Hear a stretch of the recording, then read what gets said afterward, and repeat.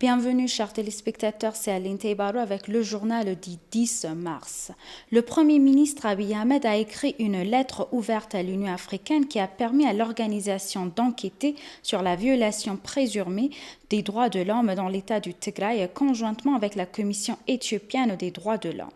Le Premier ministre, dans sa lettre ouverte, a expliqué dans quelle mesure le gouvernement et le peuple éthiopien ont réussi à contrecarrer la provocation à la guerre du TPLF.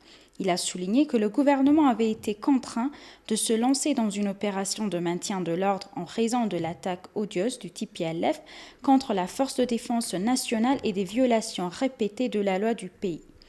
Alors que la communauté internationale a proclamé haut et fort le besoin d'aide, le soutien des partenaires reste à 30%, tandis que le gouvernement fédéral a couvert la part du lion de 70%, a-t-il déclaré.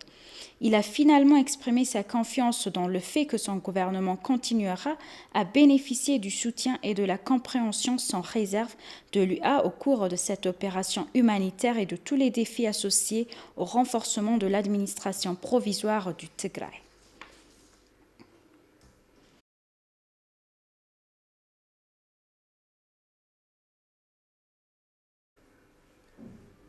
Le ministre des Affaires étrangères révèle que la question du grand barrage peut être résolue sous les auspices de la négociation au cours menée par l'Union africaine, ce qui ne nécessite pas l'implication d'une autre partie sur la question autant que médiateur.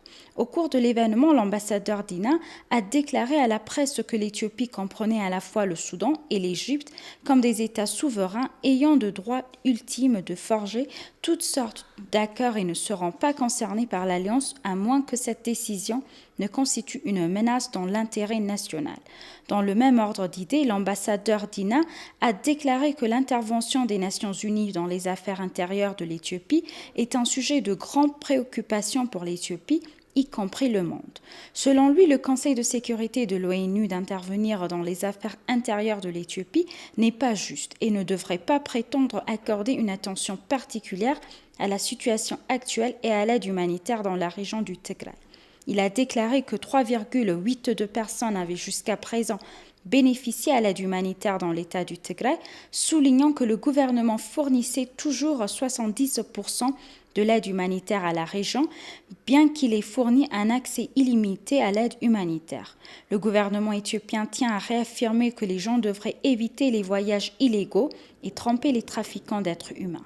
Et le gouvernement éthiopien enquête sur le nombre d'Éthiopiens blessés dans un incendie dans une prison au Yémen et les détails de l'accident seront rendus publics dès leur réception.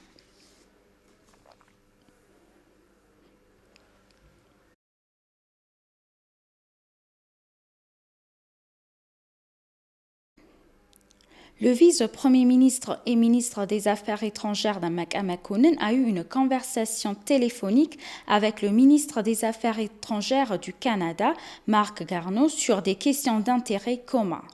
En informant le ministre canadien des Affaires étrangères de la situation actuelle au Tigray, Damaka a réitéré le fait qu'un accès sans entrave a été accordé à l'aide humanitaire et aux médias également.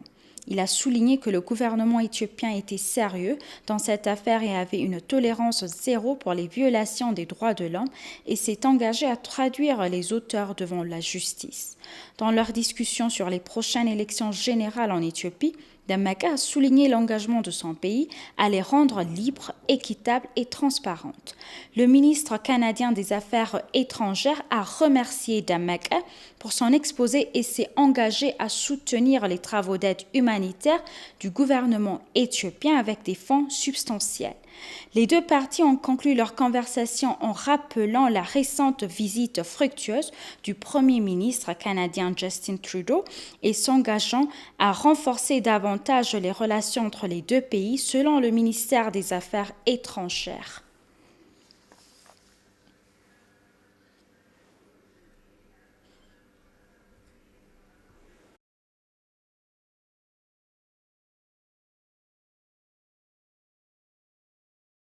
Battrons pour la vérité parce que la fausse propagande répandue à l'étranger ternit non seulement l'image de l'Éthiopie, mais menace également la souveraineté du pays, ont déclaré des Éthiopiens vivant aux États-Unis.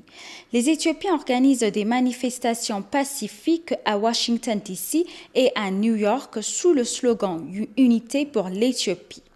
Parmi les organisateurs de la manifestation figuraient Assaw Melakiwet de Washington, D.C. et Binyam Getachew de Californie, selon l'ENA.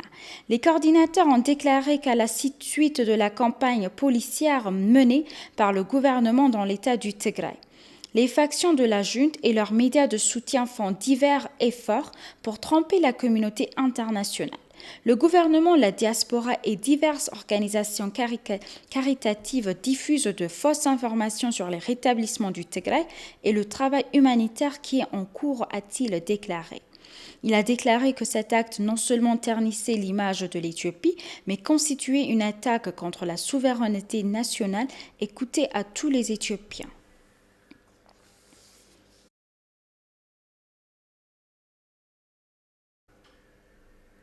Et pour conclure, le Conseil électoral national d'Éthiopie a déclaré qu'il avait fourni une formation aux organisations locales de la société civile qui se sont portées candidates pour observer la 6e élection générale. Selon Bezouer Katet, chef du Conseil, la formation comblera le vide en raison des lacunes dans la planification et la méthodologie soumises par certaines organisations de la société civile.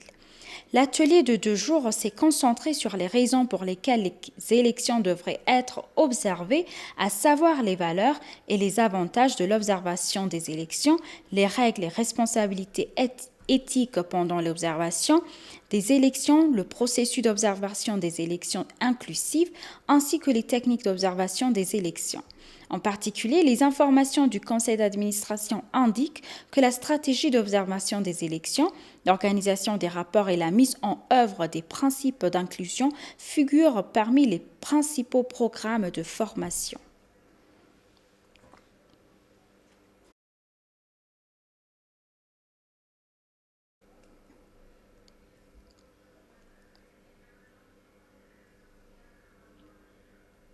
Chers téléspectateurs, nous vous rappelons les titres principaux. Le Premier ministre a écrit une lettre ouverte à l'Union africaine. Le Conseil électoral a déclaré qu'il avait fourni une formation aux organisations locales de la société civile. Merci, chers téléspectateurs. C'est la fin du journal. C'était Aline Teibaro avec le journal. Restez avec nous avec le reste des programmes. Bonne journée.